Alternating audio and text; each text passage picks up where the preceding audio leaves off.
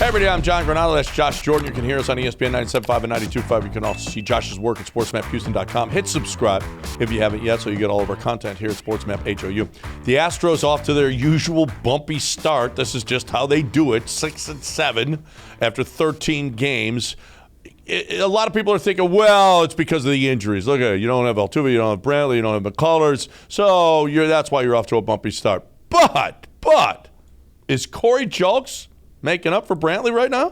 I think he is, man. If you look at their Brantley's career on base percentage, right around 350, that's where Julks was kind of sitting with Sugarland last year. So he can be a guy that gets on base maybe more with power. He's not going to walk as much as Michael Brantley, but he brings other tools. You saw him flashing the leather yesterday. He's making some good plays in left field. So, man, the future's bright. I mean, remember we did a video, John, a few weeks ago about how the Astros can kind of see what they have in their farm system because they're not going to have some of their guys. And, we talked about Hensley and Diaz, but it's been guys like Julks and Dubon that are really stepping up, which has been encouraging. Man, I'm not sure after this long. I know Uncle Mike is a great major league hitter. He was anyway. We haven't seen him in quite a while. Do we know that he's going to come back and hit right away? Corey Julks is hitting. We see that. We see Corey Julks hit last year.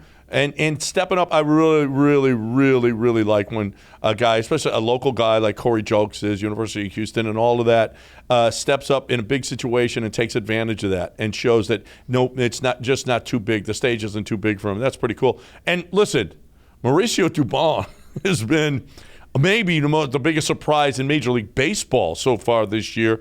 He's giving you the production. Honestly, it's hard to say, but he's giving you the production that Jose Altuve would. Yeah, he's hitting over 360, and the OPS is pretty solid too. Maybe the home runs aren't quite where Altuve would be, but he made some great defensive plays also yesterday, well, really throughout the season. So you could make that argument. Dubon has been fantastic. Absolutely. And I don't want to, obviously, when Altuve comes back, Altuve plays. What? Brantley comes back. You know that he's going to play, although it'll be off and on. And I don't know how that's going to hurt Corey Julks.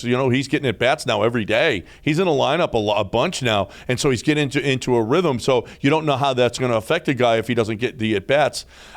I will say this, though. When Lance McCullers comes back, if Hunter Brown keeps pitching the way that he's pitching, do you immediately take him out of this rotation for Lance McCullers? Oh, man. I don't think Dusty's going to do that. He loves his veterans, but, Urquidy's pitching so well. I don't know how you make the argument for him. If Garcia continues to struggle, maybe. But looking at Hunter Brown, his ERA this year, a little over 3. It's lower than McCullers' career ERA. So if Hunter Brown continues to pitch that way, we can have that conversation, yeah.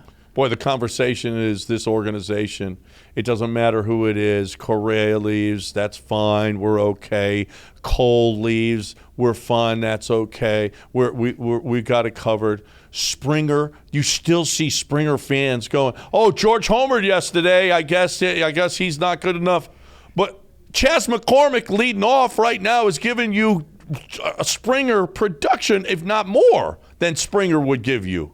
His OPS is higher than Springer's. His batting average right now is higher than Springer's. He's making some great plays in the outfield. Small sample size, I get it. But, the Astros just seem to, the next guy up, like I pointed out earlier, you don't always know who that next guy's going to be, but it's typically somebody. We think, you can't keep doing this. You just can't keep doing this. Guess what? They keep doing it, and they keep winning. It's an unbelievable organization. Big ups, Jim Crane, what you've done in this organization is spectacular. It really is, and you have to think, is this just going to reinforce what Jim Crane thinks, that it's a team mentality? There's no reason to pay one player $300 million. Yep. Somebody's going to step up after this, and you have to wonder, this could influence he's been doing it like this, and it keeps working for him. Why would he change? Well, it just shows you that Kyle Tucker is probably not long for this Astros world because he ain't giving you that big contract that you want. If you don't take what Yordan took, what Fromber took, what Javier took, what Altuve took, what Bregman took, then you're not going to be here. That's all there is to it. So, let's enjoy Kyle Tucker while we can.